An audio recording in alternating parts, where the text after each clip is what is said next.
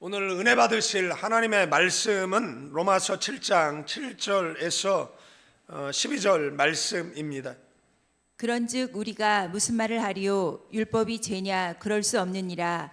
율법으로 말미암지 않고는 내가 죄를 알지 못하였으니 곧 율법이 탐내지 말라 하지 아니하였더라면 내가 탐심을 알지 못하였으리라. 그러나 죄가 기회를 타서 계명으로 말미암아 내 속에서 온갖 탐심을 이루었나니 이는 율법이 없으면 죄가 죽은 것임이라. 전에 율법을 깨닫지 못했을 때에는 내가 살았더니 계명이 있음에 죄는 살아나고 나는 죽었도다. 생명에 이르게 할 그 계명이 내게 대하여 도리어 사망에 이르게 하는 것이 되었도다. 죄가 기회를 타서 계명으로 말미암아 나를 속이고 그곳으로 나를 죽였는지라. 이로 보건대 율법은 거룩하고 계명도 거룩하고 의로우며 선하도다. 아멘. 우리 오른손 높이 성경책 드시고 저를 따라 기도합니다. 이것은 나의 성경책입니다. 하나님께서 내게 주신 것입니다. 나는 이 성경이 말하는 사람입니다. 나는 이 성경이 가지고 있다는 것을 가지고 있습니다. 나는 이 성경이 할 수 있다는 것을 할 수 있습니다. 오늘 설교자를 통하여 하나님의 말씀을 듣는데 겸손히 받아들여 반드시 변화받을 것을 예수님의 이름으로 기도합니다. 입안을 좀 꼬매놔가지고 또 실밥을 길게 빼놔가지고 입안에 자꾸 걸려가지고 그래서 말을 좀 디디하게, 평상시에도 디디하게 하지만 더 디디하게 하더라도 좀 이해하시기를 바라겠습니다. 바울은 그 앞에 메시지의 내용 가운데 우리는 더 이상 율법 아래 있지 않고 은혜 아래 있다라고 로마서 6장 14절에서 선언했습니다. 7장 1절에서 6절까지의 내용 속에 결혼의 비유를 통해서 율법에 대해서 죽어서 이제 다른 이 부활하신 그리스도께 속하게 되었다라고 설명했습니다. 그런데 이 메시지를 들은 유대인 청중들, 특별히 율법을 소중히 여기는 사람들은 충격으로 다가왔어요. 그들은 율법을 갖고 있기 때문에 자신들은 구원을 얻을 것이다 라고 이야기했는데, 지금 사도 바울이 그 율법의 부정적인 이야기들을 하고 있으니까 이제 당황할 수밖에 없어요. 그러면서 그들은 생각할 수 있는 몇 가지 질문들을 사도 바울이 이 편지의 내용 속에 써 놓았습니다. 율법은 하나님이 주신 거룩한 선물이다라는 것이에요. 그런 율법이 나쁜 것이냐라고 질문하는 것입니다. 그러면 율법이 죄를 만들었느냐라는 그런 오해를 하게 되어지는 것이에요. 이것을 바로잡기 위해서 이 7장 7절에서 12절 말씀을 변증으로 쓴 내용입니다. 바울은 스스로에게 질문을 해요. 율법이 죄냐? 단호하게 뭐라고 얘기하죠? 그럴 수 없다라는 겁니다. 율법이 죄일 수는 없다라는 겁니다. 12절에 보면 율법은 거룩하고 계명도 거룩하고 의롭고 선하다 이렇게 말하고 있어요. 율법은 죄가 아니라는 겁니다. 율법 자체는 죄가 없다라는 겁니다. 율법은 거룩하고 의롭고 선하다라는 겁니다. 율법은 거룩하시고 의로우시고 선하신 하나님께서 주신 것이다라는 겁니다. 율법은 죄가 될 수 없다라는 겁니다. 죄와 같지 않다라는 겁니다. 율법이 사람을 정죄하고 죽음에 이르게 하지만, 그래서 율법이 죄와 같은 일을 하는 것처럼 생각할 수 있고 오해할 수 있지만, 율법은 사람을 구원하기 위한 목적으로 그 일을 하는 것이다라는 겁니다. 그러면서 율법을 본질적으로 죄와 다르다라는 이야기를 하고 있는 겁니다. 그러면서 이제 율법의 진짜 기능이 무엇인가를 설명하고 있다라는 겁니다. 여러분들 세상에는 법이 존재하잖아요. 교통 법규가 있습니다. 올 때도 뭐 안개가 끼거나 뭐 눈길이면 시속을 20% 줄이라는 그런 안내 그 문구들이 그 방송들이 나오는 것을 보게 되어집니다.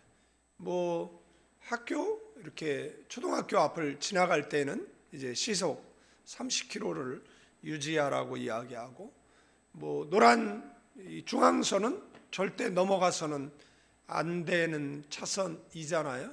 뭐 하얀 차선, 뭐 요 건물 앞에 보면 이렇게 하얀 가까이 인도 쪽에 이제 하얀 차선이 있는데 정차는 가능하나 뭐 주차는 하지 말아라 뭐 이런 거고, 이제 그 밑으로 내려가도 계속 그렇게 돼 있지만 이 구청장이 교회에 호의적이어서 교회 앞에 된 차는 딱지를 끊지 말라라고 했다라고, 뭐 그래서 한 번도 끊은 적이 없다 뭐 이런 이야기를 하는 이야기를 들었어요. 그래서 그 여기 언덕 살짝 넘어가면 그 도로변에 그 공원 밑으로는 그 차를 그 대도 뭐 예배 시간에는 주차를 하도록 그렇게 허용되어져 있는 그런 길들인 것 같습니다. 그런 신호등, 이것이 누구를 보호하는 거죠? 보행자를 보호하기 위해서 있는 건데, 그것을 어기게 되면 이제 벌과금을 내게 되어져 있습니다.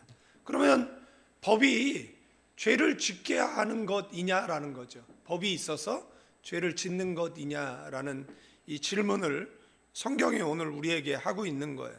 그래서 율법과 죄의 관계를 정확히 정리해 주는 말씀이 이 7절에서 12절 말씀이다라는 겁니다.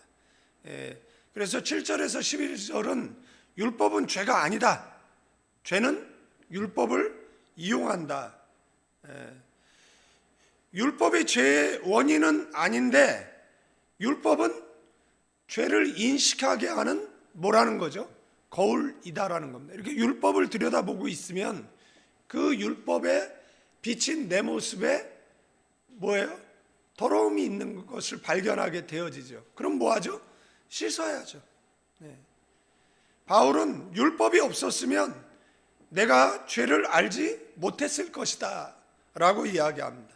그러면서 예를 든 예가 탐내지 말라라는 계명이에요. 탐내지 말아라. 율법이 탐내지 말라라고 말하지 않았다라면 우리는 그 마음의 욕망이 죄라는 것을 경험적으로 깨닫지 못했을 것이다라는 겁니다. 우리가 생각했을 때 죄라는 건 뭐죠? 남에게 피해를 주는 그런 드러난 행동을 죄라고 생각을 해요. 그런데 하나님은 이 드러나는 행동뿐만 아니라 마음의 깊은 곳을 보고 계신다라고 말씀하고 있다라는 겁니다. 율법은 뭐라고요? 겉만 깨끗하면 돼가 아니라 마음의 동기까지 뭐로 규정하고 있어요? 죄로 규정하고 있다라는 겁니다. 예를 들면 여러분들 이렇게 백화점에 갔어요. 명품 매장을 지내는데 그것을 쳐다보면서 야 갖고 싶다 이런 생각을 가졌어요. 그 마음의 욕망이 일어났어요. 탐심을 가졌어요. 그런데 그 옆에서 어떤 경찰관이 보고 있다가 이렇게 얘기하는 거예요. 당신 지금 이 가방에 욕심을 가졌죠? 예, 제가 탐심을 가졌어요. 징역 2년. 이러는 법은 없잖아요. 그러니까 성경이 탐심이 죄라고 말하기 전에 사람들은 이 탐심이 뭐인 줄 몰랐어요? 죄인 줄을 몰랐어요. 골로새서 3장 5절에 보니까 탐심은 뭐라고요? 우상숭배라는 거예요. 그러니까 교회를 다니면 이 욕심이, 이 탐심이 우상숭배라고 하잖아요. 그럼 하나님께서 가장 싫어하는 죄가 뭐죠? 우상 숭배잖아요. 예? 그러니까 이게 죄구나, 이 욕망이 잘못된 것이구나. 그래서 우리는 율법의 거울에 우리의 모습을 비춰보고 그 다음에 뭐 하는 거죠? 욕망을 내려놓는 훈련을 하게 되어져 있잖아요. 그 욕망을 회개하고 있잖아요. 야고보서 1장 14절에 보면 각 사람이 시험을 받는 것은 자기의 욕심에 끌려서 미혹됨이다 라고. 탐심은 행동으로 드러나기 전에 이미 죄라는 거예요. 율법은 죄를 만들어낸 것이 아니라 내 안에 이미 있던 죄를 죄라고 이름 붙여 드러내는 거울이라는 겁니다. 지금 죄를 이기기 위해 더 노력하는 것보다는 이건 소극적인 방법입니다. 그래서 죄를 이길 수가 없습니다.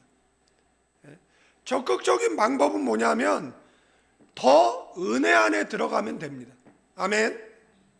그러니까 죄를 안 지려고 노력하기보다는 기도하기 위해 열심을 내면 됩니다.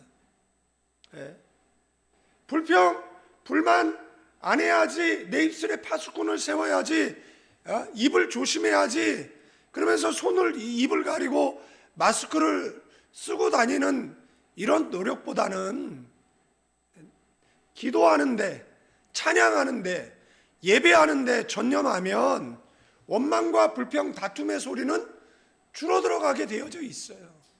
교회가 문제가 생기면 기도가 줄고요, 예배가 그 형식적으로 변합니다. 그러면서 계속 네 탓, 내 탓, 남 탓 하면서 불필요한 소모전을 벌이는 거죠. 그때는 어떻게 해야 되는 거죠? 그냥 예배드리면 돼요. 그냥 기도하면 돼요. 그냥 찬양하면 돼요. 그냥 찬양단들이 찬양하면 돼요. 기도하면 됩니다. 그러면 뭐가 사라지는 거죠? 원망과 다툼과 분쟁의 소리가 자연스럽게 줄어들게 되어져 있어요. 그러니까 죄 안 지려는 노력보다는 은혜 안에 들어가려는 노력하시는 저와 여러분 되기를 주님의 이름으로 축원드리겠습니다.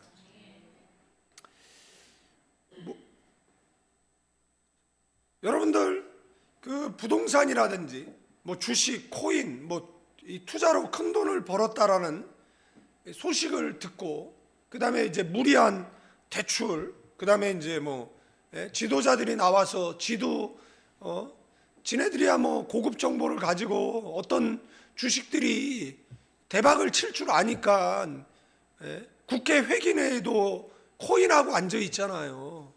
그런 애들을 국민을 대표해서 국회의사당에 이렇게 우리가 보내놓은 곳이잖아요.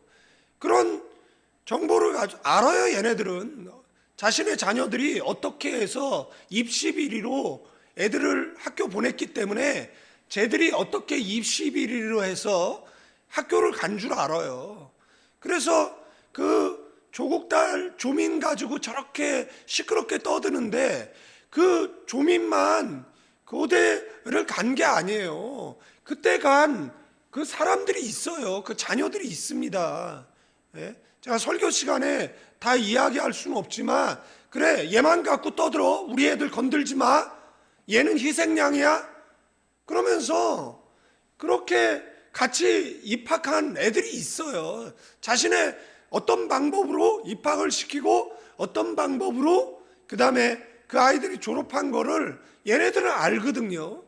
얘네들이 어떻게 주가를 조작하고 얘네들이 어떻게 해서 경제적 이득을 취하고 어떻게 해서 위장 전입한 거를 다 알아요.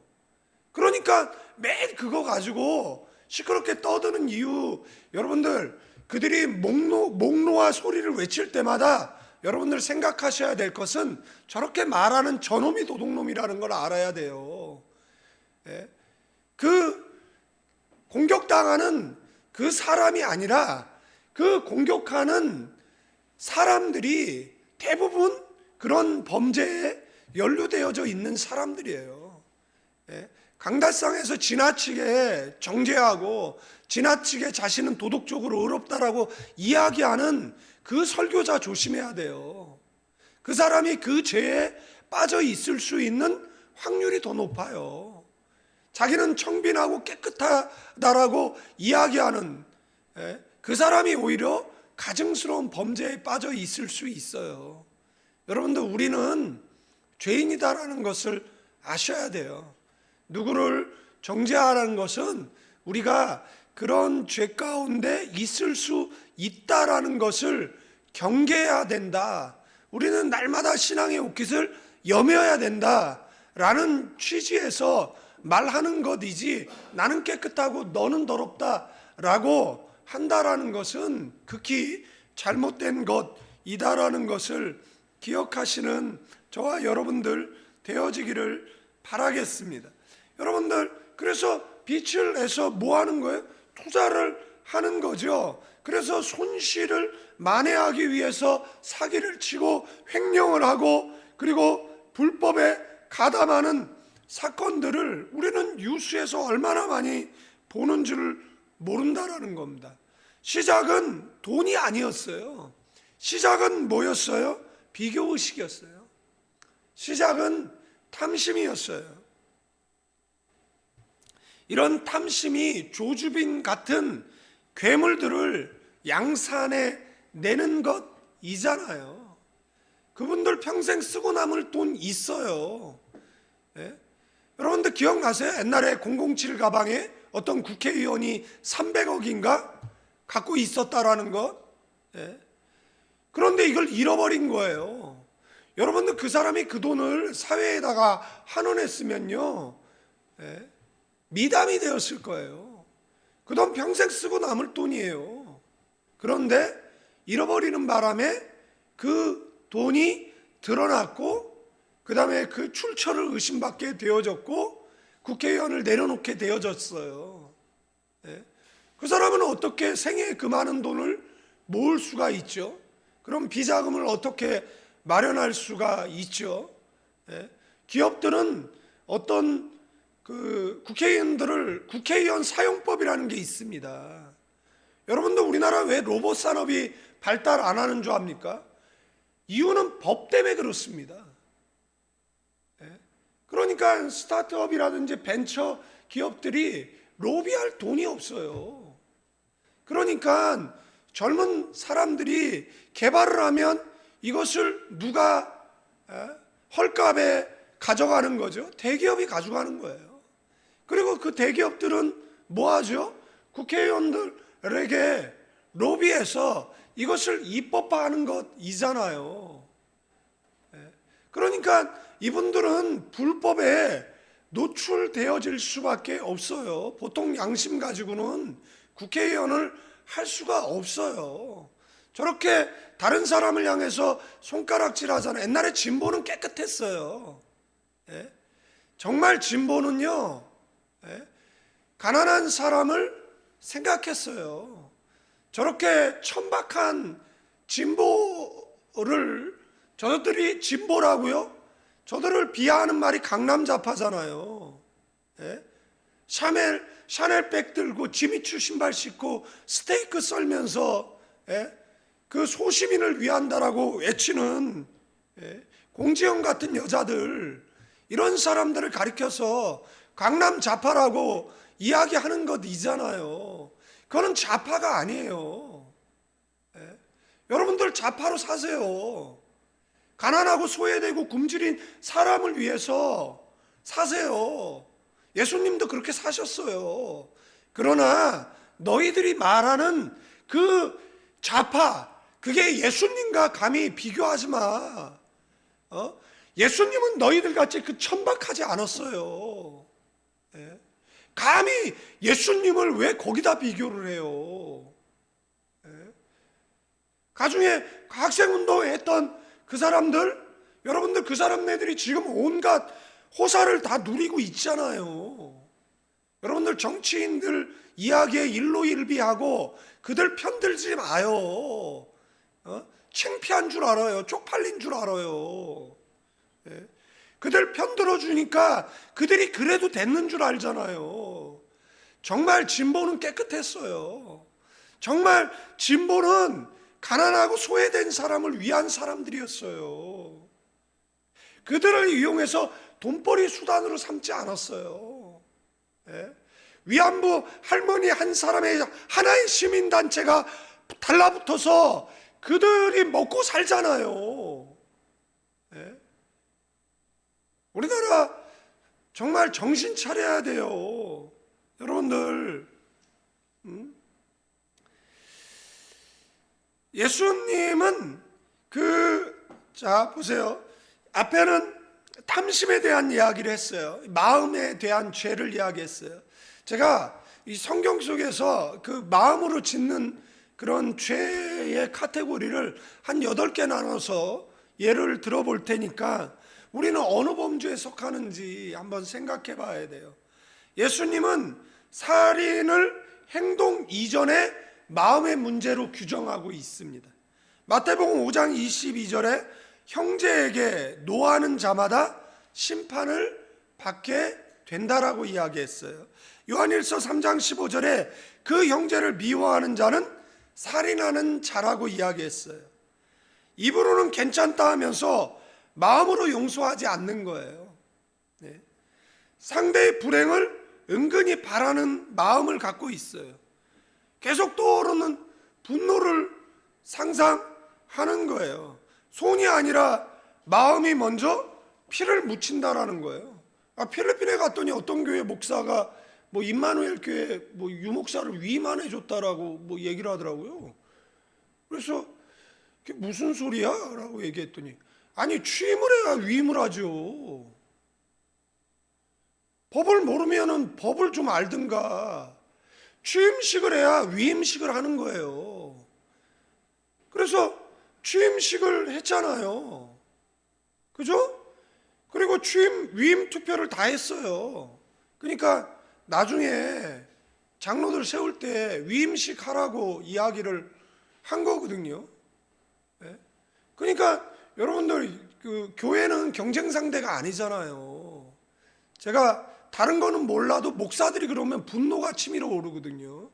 왜 그러냐면 경쟁 상대가 아니잖아요. 우리 교회, 필리핀 임마누엘 교회가 지금 패드락 땄다고 신나하는 것 같아요. 너네 똑같이 망할 거야. 저희 옛날에 부활절 연합예배 드리는데 연합예배 강사가 저한테 뭐라 그랬냐면 임마누엘 교회 이제 뺏긴다면서요 이러는 거예요. 그래서 제가 우리 교회가 왜 뺏겨요? 그랬더니 그렇게 소문났다는 거예요. 그래서 제가 속으로 니네가 뺏길걸? 그런데 걔네 뺏겼어요 2년 동안. 그게 할 말입니까? 우리가 아무리 정부 땅에서 그 교회를 건축하고 있다라고 얘기를 해도 이게 바로 뭐예요? 여러분들 다른 사람 잘 되면 좋은 거 아닙니까? 사촌이 땅을 사면은 돈 빌리러 안 오니까 할렐루야잖아요. 그런데 우리는 사촌이 땅을 사면 뭐예요? 배가 아파. 여러분들 젊은 목사들이 대형교회 왜 비방하는 줄 알아요? 야, 너는 대형교회 목회할 그릇이 안 돼. 대형교회 목사들 얼마나 열심히 사는데요. 저는 대형교회 목사들 시기 질투 안 합니다. 그들이 짊어진 십자가, 나는 이 개척교회도 힘들어.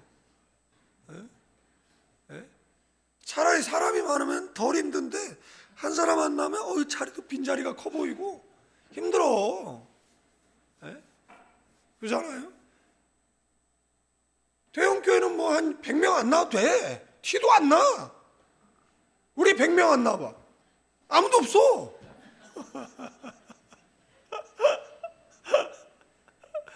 그런데 여러분들 막 그거 시기하고 그런 마음이 생기죠. 어떨 땐 부럽고 그런 마음이 있어요. 그러나 기억하세요. 그 마음은 죄예요. 다른 사람과 비교하죠. 다른 자식은 공부 잘해가지고 좋은 대학 가고 취직 잘하고 우리 자식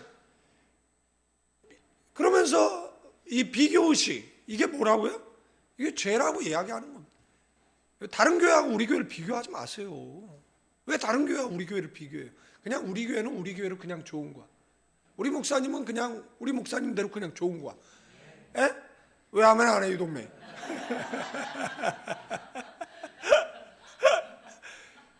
여러분들이 뭐 유튜브 목자 많잖아요. 뭐 이찬수 목사님, 유기성 목사님, 이런 뭐 유명한 목사님들 계시잖아요. 여러분 몰라. 그분이 여러분 기도 안 해. 나는 맨날 기도해. 에? 맨날 주일날 한가하게 해달라 기도하고 경제적으로 윤택하게 해달라 기도하고 믿음으로 살게 해달라고 막 기도하는 것이잖아요. 여러분들 유수를 보시면 이 순간적인 범죄라기보다는 마음에 쌓인 그런 그 분노가 폭발하는 경우들이 굉장히 많잖아요. 오랜 갈등 끝에 이웃, 동료, 가족을 해치는 이 강력 사건들을 보면 대부분 뭐예요? 평소에 원한을 품고 있었어요. 감정이 오래 쌓였다라는 거예요. 죄는 우발적으로 보이지만 마음속에 분노를 오랫동안 가지고 있었던 것이잖아요. 장기간 누적된 분노와 원한을 계속 방치하면 결국 이웃에게를 향한 그 치명적 폭력으로 폭발한다라는 겁니다. 그 진주 방화 살인 사건이 아닌 듯 같은 사람들을 양산한다라는 거예요. 음욕도 마찬가지죠. 성경은 상상 속에서 반복되는 욕망도 죄라고 말해요. 마태복음 5장 28절에 여자를 보고 음욕을 품는 자마다 마음에 이미 간음하였다. 남자가 여자를 보고 음욕을 품고 여자는 남자를 위해서 음욕을 안 품나 봐요. 예? 어떤 사람을 통해서 음욕을 품는 것은 이미 마음에 뭐라는 거예요? 이 말을 듣기 전에는 그게 죄인지 몰랐다라는 거예요. 이 반복적으로 떠올리는 그런 장면들, 이 관계없는 그 대상에 대한 그 감정적 집착, 그러니까 이런 감정적인 집착 뭐죠? 이 마음속에 키우는 은밀한 욕망, 이거는 눈보다 마음이 더 깊은 문제라고 할 수가 있어요. 처음에는 호기심이죠. 상상으로 시작했다가 이제는 나중에는 성범죄자가 되어지는 것이죠. 결국은 자신의 인생을 파괴시켜버린 그러한 연예인들도 우리는 뉴스에서 보게 되어진다라는 사실입니다. 교만도 마찬가지죠. 여러분들 교만하다라고 해서 지나가는데 눈빛이 교만해요. 3만 원. 그 다음에 이제 당신은 이 교만 스티커가 지금 100장 발급됐어요. 그래서 당신은 사회적인 암입니다. 그래서 재판을 열어가지고 처음엔 구류, 그러다가 이제 징역 3년, 그러다가 당신은 그 교만이 벗겨지지 않아서 사형에 처합니다. 이렇게 언도하는 게 아니잖아요.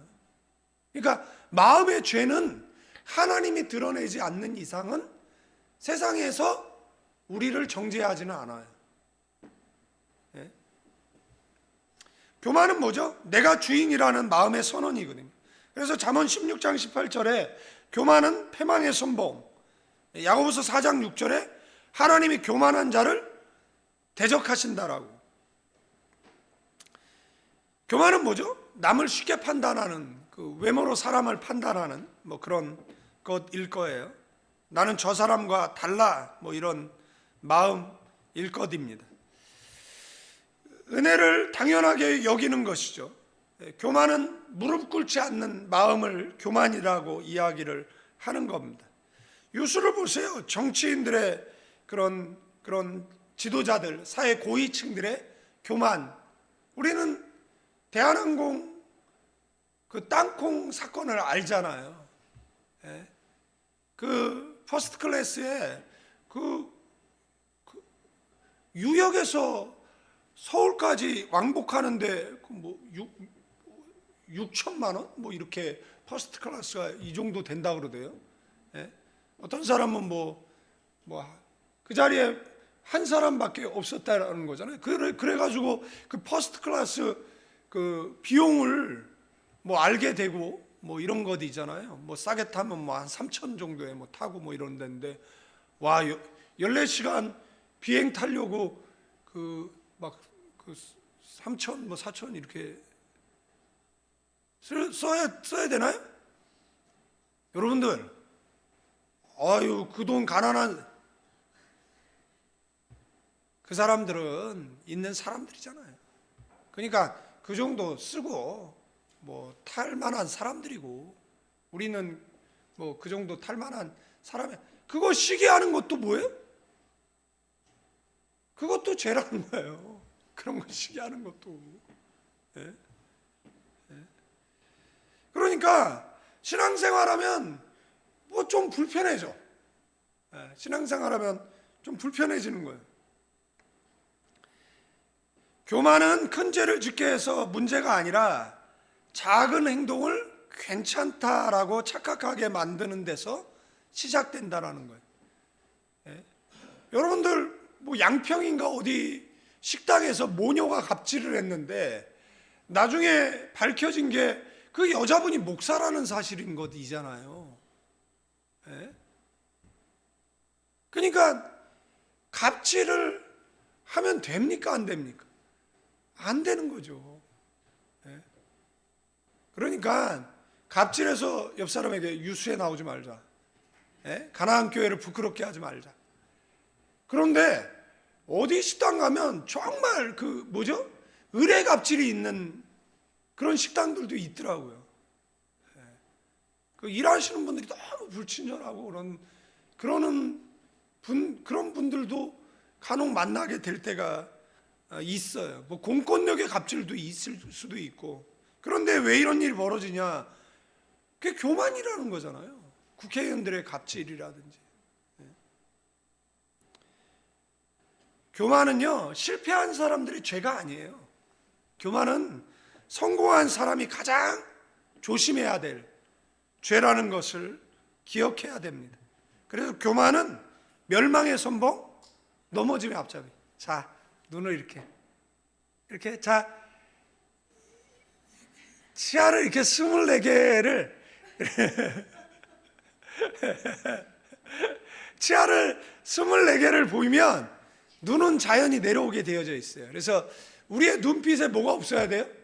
교만이 없어야 돼요. 예? 우리의 말에도 저 교만이 없었으면 좋겠어요. 예. 그죠? 예, 교만이 없었으면 좋겠습니다. 그 다음에 뭐죠? 이 하나님을 믿지 않는 마음, 이걸 불신앙인데, 성경에 용서받지 못하는 죄 3가지가 나오는데, 하나는 뭐죠? 예수 믿지 않는 거. 두 번째 그 회개하지 않는 거. 그 다음에 3번째는 성령 회방죄가 나옵니다. 그러니까 하나님을 믿지 않는 게 뭐라고요? 죄라는 거예요. 히브리서 3장 12절에 믿지 아니하는 악한 마음 이렇게 돼 있거든요. 야고보서 1장 6절에 의심하는 자는 바람에 밀려 요동하는 물결 같다라고 이야기합니다. 이런 사람들은 이미 뭐예요? 하나님을 믿지 않으니까 기도는 예전에 포기했어요. 기도하지 않습니다. 백방으로 자신의 힘으로 뭘 할 수 있다라고 생각합니다. 깨닫는 건 뭐죠? 나는 인생을 살면 살수록 내 힘으로 되는 게 없던데. 예? 그죠? 오늘도 설교를 하는데 아침에 계속 지워지지 않는 생각이 뭐였느냐라면, 설교 좀 누가 써주지. 밤새 설교를 쓰거든요. 며칠을 써요. 예? 그리고 이까지 아프니까 말도 디디하게 하니까 힘들어. 예? 그래서 할 수 있는 말은 뭐죠? 너도 목사 되라. 예?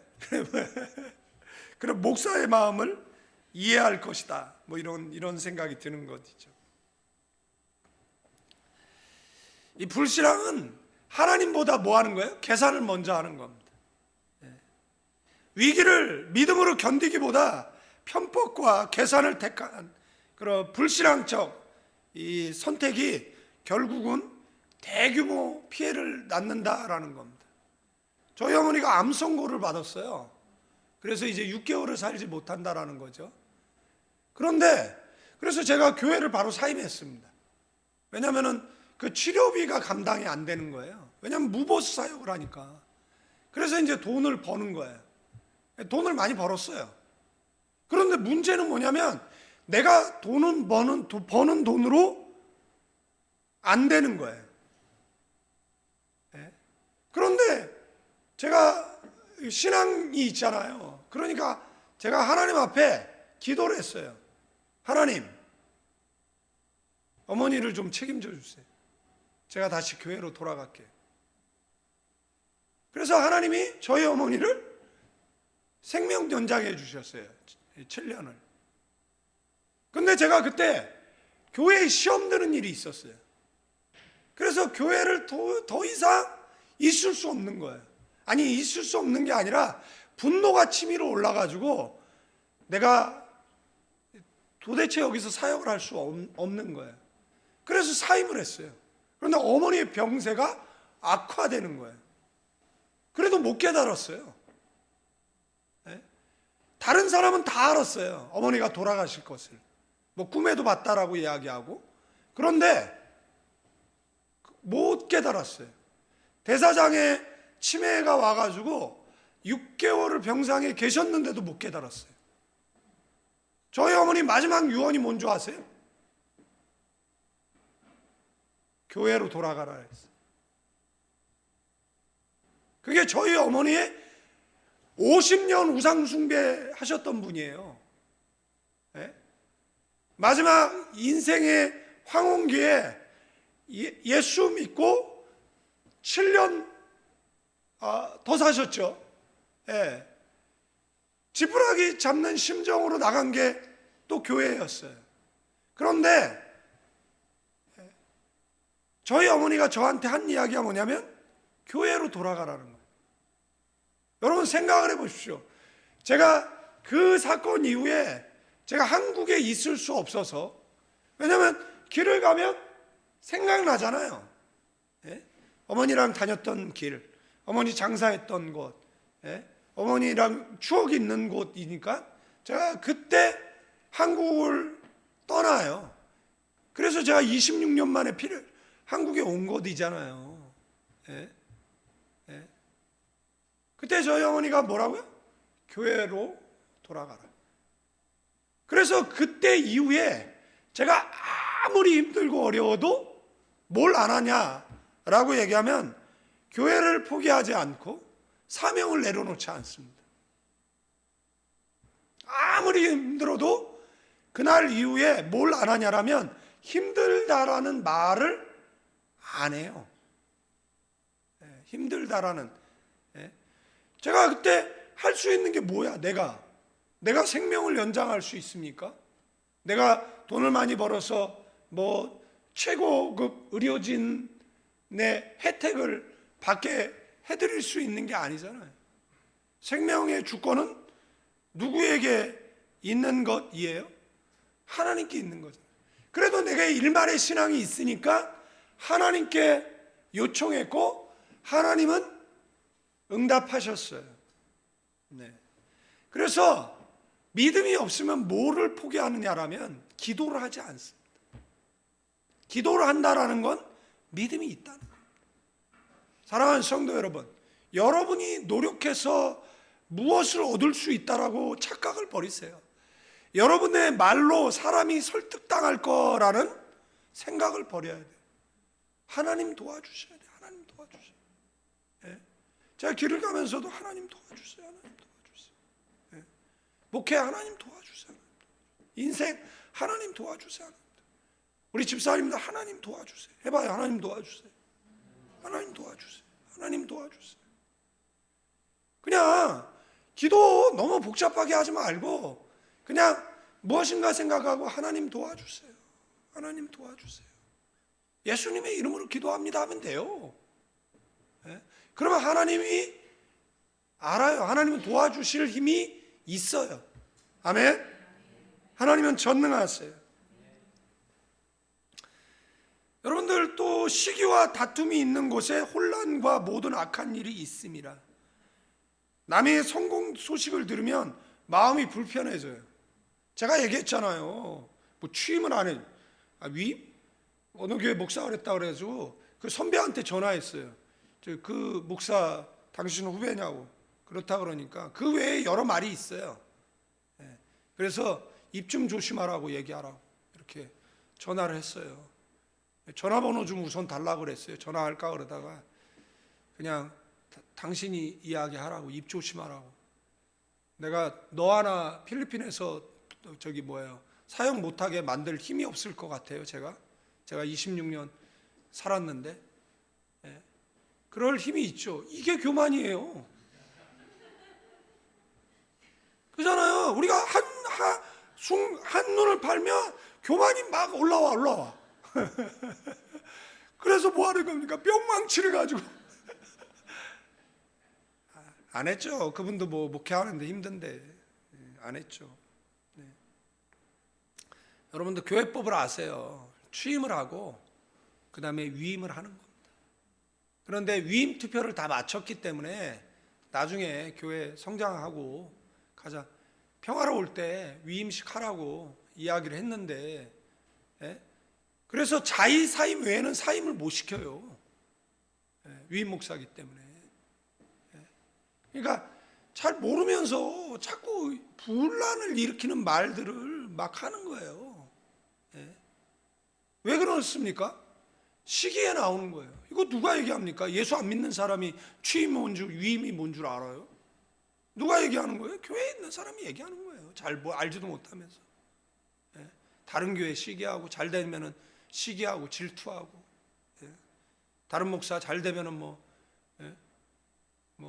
제가 무슨 유산을 많이 물려받아가지고 돈이 많대요. 나는 나한테 누가 유산을 물려주죠? 예?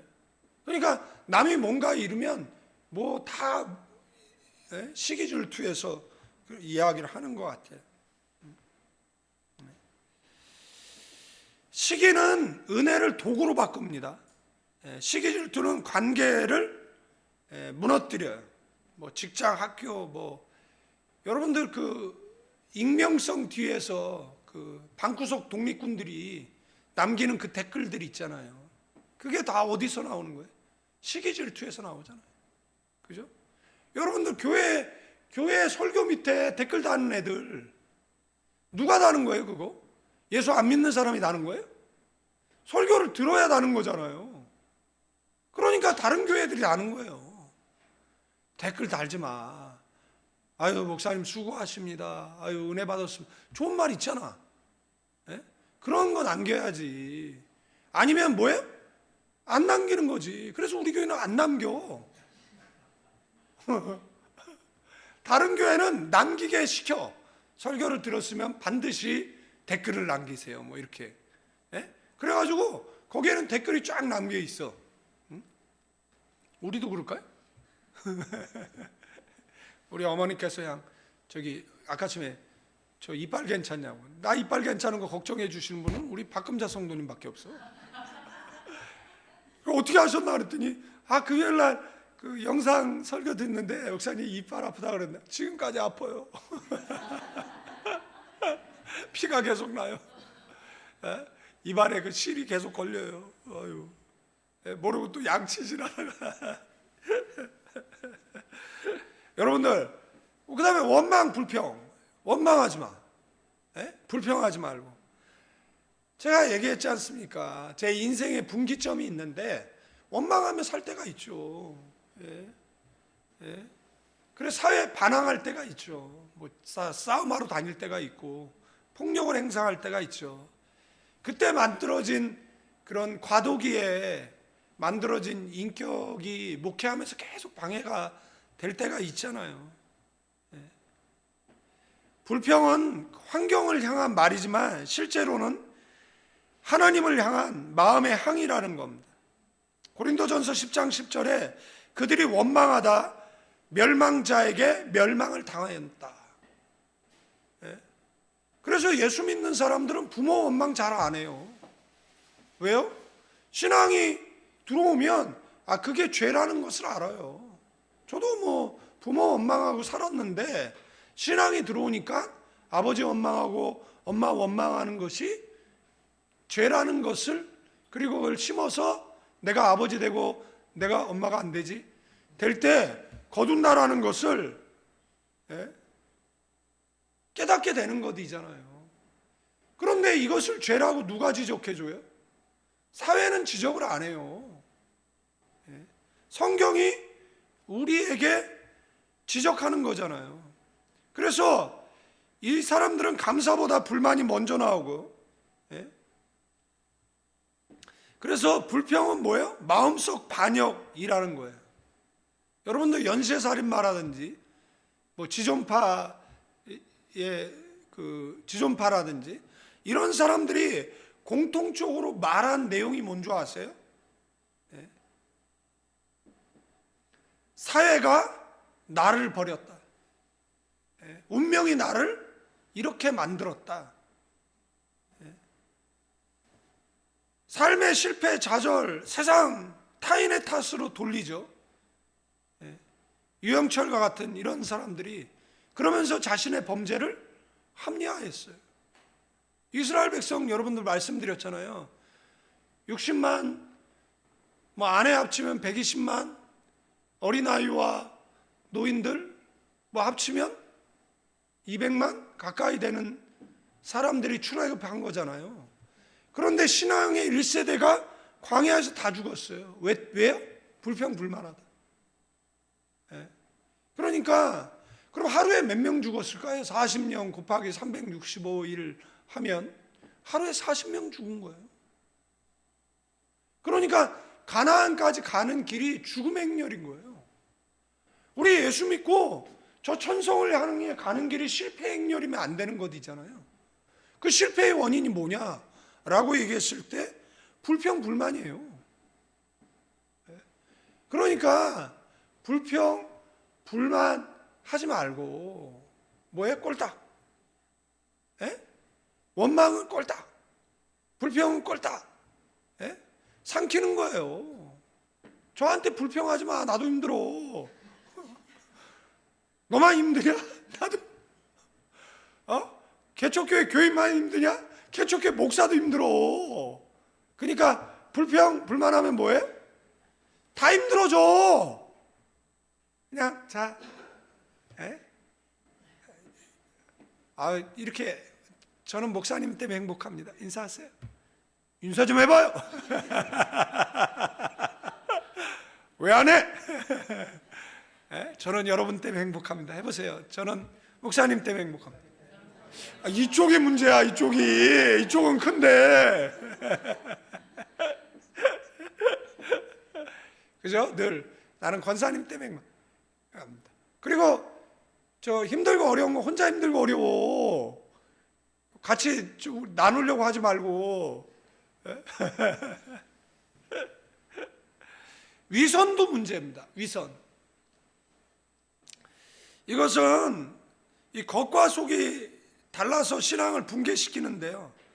마태복음 15장 8절에 이 백성이 입술로는 나를 공경하되 마음은 내게서 멀도다.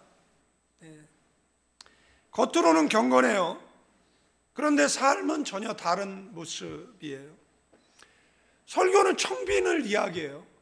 그런데 부르주아처럼 산다라고 생각을 해보세요.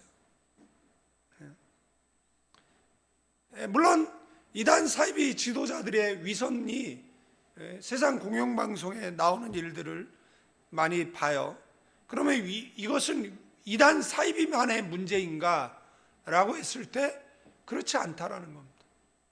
여러분들, 저도 여러분들한테 존경받는 목사가 돼야 되고 주님 앞에 섰을 때 어여치 떳떳이 서야 되잖아요. 교인들이 목회자에게 실망하는 것은 이유는 하나예요. 위선 때문이에요. 겉과 속이 다르다라는 겁니다. 제가 위선자로서 실망해서 그래서 교회를 떠난다. 예스 오케이입니다. 그러면 제가 그 모습을 보고 신앙의 옷깃을 여미겠죠. 그러나 그것이 오해의 시작이라면 여러분들 그 오해를 풀고 이해하셔야 돼요. 아무도 아멘 안 해. 오늘 분위기 왜 이러는 거야 도대체. 아니 내가 이게 참 어렵다니까. 내가 이빨 아파가지고 설교를 디디하면 같이 들어줘. 이빨이 아파가지고 철야에 소리내 기도를 못하니까 우리 아내가 열심히 소리내 기도를 하는 거예요. 다행히. 예? 기도가 늘어질까봐. 기도가 늘어지면 안 돼요. 예? 제가 설교를 디디하게 해도 정신 바짝 차리고 힘주면 안 된대요. 실밥 터진대. 뉴스에 나오는 범죄는 어느 날 갑자기 생긴 게 아니에요. 보도되기 전에 그 마음 안에 이미 오래전부터 죄가 자라고 있었어요. 하나님은 손을 보지 않습니다. 마음을 먼저 보세요. 행동은 열매이고 마음은 뿌리라는 거. 마음이 변하지 않으면 삶도 변하지 않습니다. 그래서 모여 빌기를 다했을 때 성령이 임재하고 그 다음에 그들의 뭐가 변한 거예요? 마음이 변한 겁니다. 죄는 어디서 시작돼요? 손에서 시작되지 않아요. 마음에서 잉태되는 겁니다. 하나님의 행동을 고치기 전에 마음을 새롭게 하시는 줄로 믿습니다. 마음의 전쟁이 끝나야 삶의 전쟁도 끝나는 것이에요. 천국이 어디 있어요? 너희 마음속에 있다. 심령 천국을 이루지 못하면 심령 천국을 이루지 못하면 가정 천국 이루지 못합니다. 교회 천국 이루지 못합니다.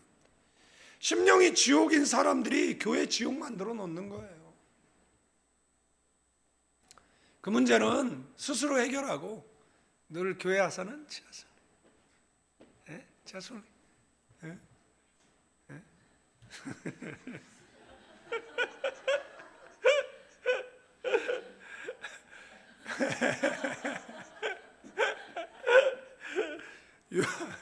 아유 힘들어. 맞춰야지 내가. 입이 아파서 힘들다는 얘기예요. 왜 우리 어머니가 추임새를 안 낸다 했어요. 오늘 뭐 불편한 게 계신가? 며느리가 잘못했나? 그랬더니 율법은 죄의 뿌리를 폭로하는 겁니다. 나는 행동만 죄라고 여겼는데 마음은 괜찮다라고 착각을 했는데 아니다라는 겁니다. 그것을 폭로하는 거예요. 네.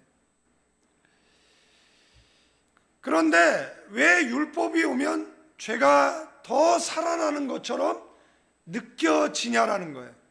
팀 켈러 목사님은 이것을 삐딱함이래요. 우리가 삐딱하대요. 그래서 하지 말라라는 거는 하려고 한대요. 하라는 것은 하지 않으려고 한대요. 기도하자 그러면 안 하려고 한대요. 그럼 하지 마 그러면 기도하려고 그러는데요. 이게 뭐야 도대체? 우리에게 뭐가 있다라는 거예요? 팀 켈러는 삐딱함이 있다라는 거예요. 그래서 7장 8절에 보면 그러나 제가 기회를 타서 계명으로 말미암아 내 속에서 온갖 탐심을 이루었다. 기회가 뭐예요? 찬스가 아니잖아요. 죄가 이미 내 안에 있는데 그 죄가 율법을 발판 삼아서 더욱 활발하게 움직인다라는 거예요. 율법이 들어오니까 삐딱해져 가지고 더 활발하게 반대로 가는 거예요. 그래서 율법이 오히려 시발점이 되어지고 마른 거예요. 하지 말라 하면 더 하고 싶고, 들어가지 말라, 잔디 밟지 말라고 하는데 꼭 들어가가지고, 꼭 꺾지 말라는데 꽂아가지고 귀에 꽂고 다니고 다발 만들어 들고 다니고, 만지지 말라고 하면 꼭 만지고. 이게 인간 속에 있는 뭐라고요? 삐딱함. 옆 사람에게 삐딱한 권사 되지 마세요. 삐딱한 목사 되지 말고, 삐딱한 성도 되지 말고, 삐딱한 집사 되지 말고. 장로가 삐딱해지면 장롱이 돼요. 좋은 자리에 앉아가지고 비키지도 않고 하는 일도 없고. 권사가 삐딱해지면 건달이 돼요. 집사가 삐딱해지면, 아유, 박정희 권사님 레이저를 뿜고 있어. 고개를 살짝 돌려 노려봐가지고 순간 당황했네. 집사가 삐딱해지면 잡사가 되고, 목사가 삐딱해지면 독사가 된다잖아요. 그러니까 옆 사람에게 삐딱하게 생활하지 마라. 삐딱하지 말아요. 삐딱. 예? 부모에게 삐딱하고요, 교회에 삐딱하고, 네? 하나님 앞에 삐딱하면 안 된다라는 거예요. 예? 여러분들 에덴 동산에 수많은 나무, 여러분 에덴 동산에 나무 3그루 있는데 하나님 2개는 내 거다, 너 하나 먹어라, 이거예요? 아니잖아요. 전 세계에 존재하는 수만 그루의 과일 종류의 나무들이 있잖아요. 그거 너 다 가져. 예? 제가 필리핀 갔는데 저희 집이 있었어요. 그런데 친구로 살라고 했어요. 근데 조건이 하나가 있었어요. 그 누나가 내건 조건이 뭐였느냐면 전화만 끊지 마이야예요. 전화만. 그러니까 전화비만 내달라는 거예요. 예? 그러니까 제가 떠날 때까지 냈으니까 앞으로 나오는 거는 좀 네가 내라 이거예요. 네가 내라 이거예요. 근데 어느 날 그 한 1년 됐나? 저희 누나가 친구한테 전화해서 집을 비워달라고 했어요. 그리고 저희 누나가 저한테 전화가 왔어요. 제 친구를 나가라고 했다라는 거예요. 그래서 걔 형편은 어려운데 어디 갈 데도 없는데 왜 비우라고 했어? 그랬더니 전화가 끊어졌어. 그러니까 저희 누나는 어머니가 보고 싶은데 일본에 사니까 그잖아요. 그때마다 전화를 걸고 싶은 거예요. 예? 제 번호가 97724잖아요. 지금 차 번호가. 그게 저희 집 번호예요. 제가 번호를 준다라고, 차 번호를 준다라고 해서 번호를 받았는데 이거 우리 집 번호인데? 그 번호예요. 저희 삼촌이 그 잠실 시청 아파트에 사셨는데 삼촌이 굉장히 가부장적이에요. 폭력적이고 경찰 출신이신데 안 들으시겠죠? 이 설교를? 돌아가셨어요. 그런데 우리 사촌이 누나가 가출을 했어요. 그런데 그 누나 돌아오라고 전화번호를 안 바꾸고 이 국이 바꿀 때마다 전화국에 찾아가가지고 하소연하고. 예. 그런데 끝내 대치동으로 이사를 가셨어요. 그런데 찾아왔어요. 수십 년 만에.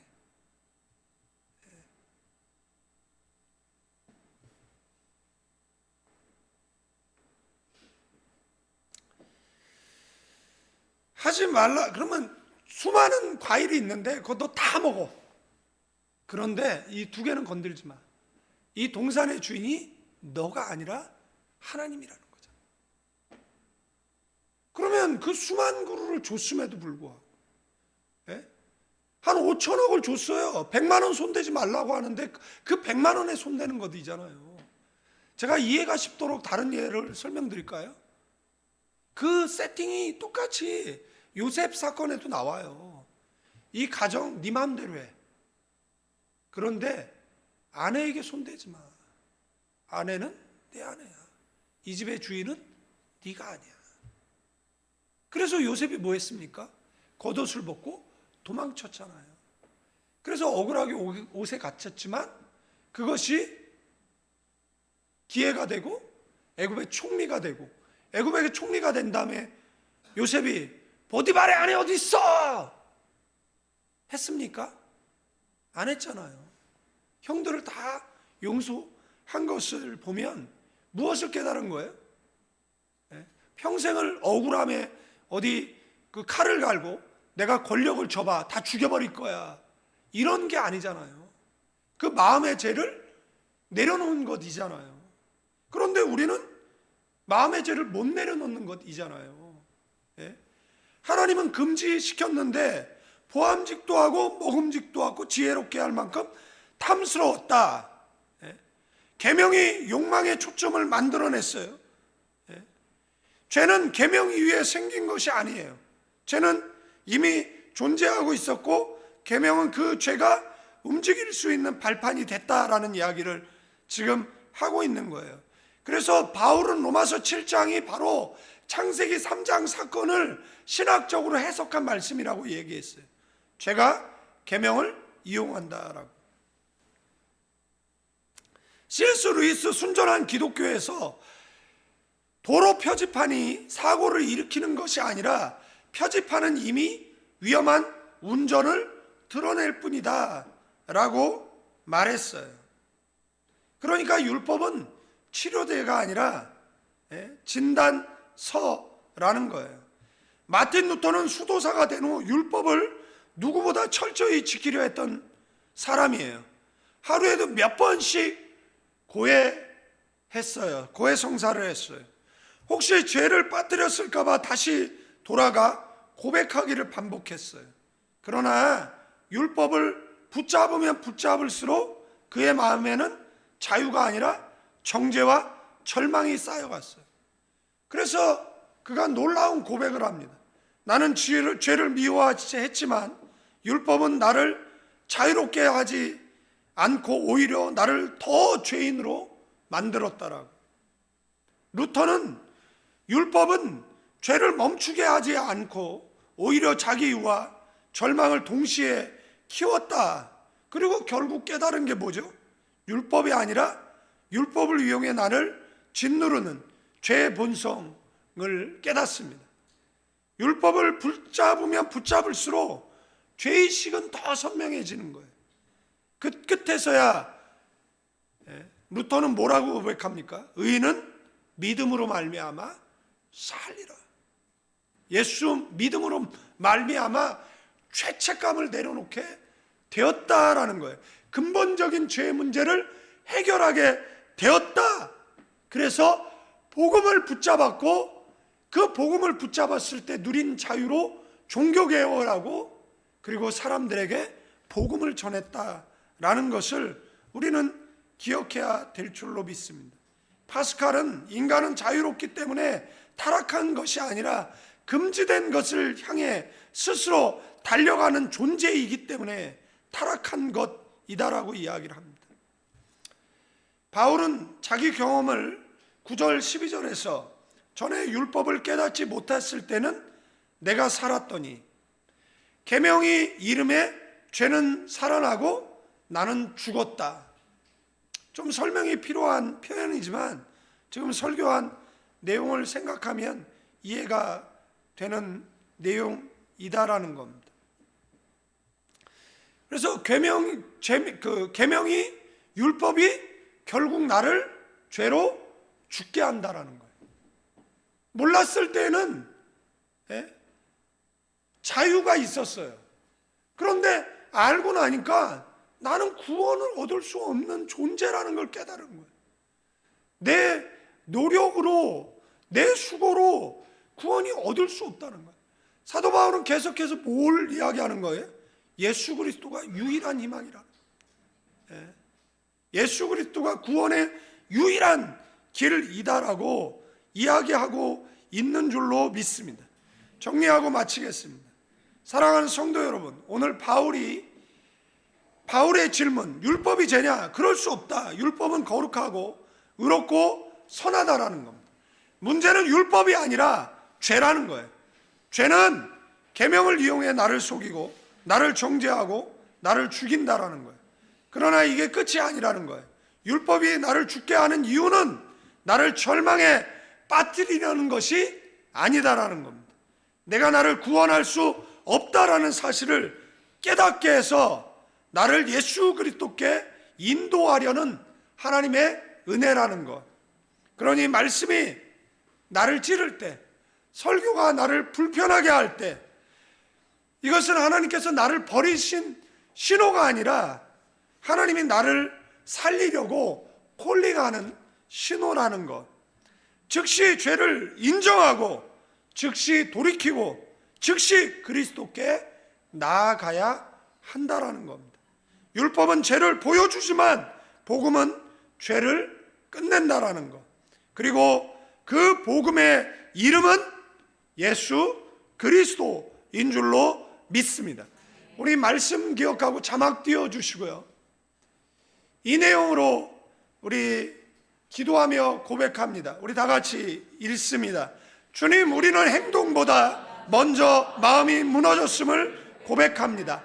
말이 되기 전에 미워했고 행동이 되기 전에 죄를 키웠습니다. 겉은 경건했으나 마음은 주님 앞에 정직하지 못했습니다. 주님, 행동만 고치려 했던 우리를 용서하시고 마음을 새롭게 하여 주옵소서. 율법이 아니라 은혜로, 자기 힘이 아니라 그리스도와 연합으로 살게 하옵소서. 성령님, 오늘 우리의 마음을 지켜주시고 제가 잘할 틈을 허락하지 마옵소서. 예수 그리스도의 은혜로 마음부터 회복되는 삶을 살게 하옵소서. 예수, 아멘. 이제는 우리 주 예수 그리스도의 은혜와 우리 아버지 하나님의 극진하신 사랑, 성령님의 감화 감동, 교통 충만, 축복하심이 가나안 교회 위에 필리핀 임마누엘 교회와 조국 대한민국과 필리핀 선교지 위에 다시 신앙의 오켓을 여미는 믿음의 사람들 위에 이제로부터 영원까지 함께 계실지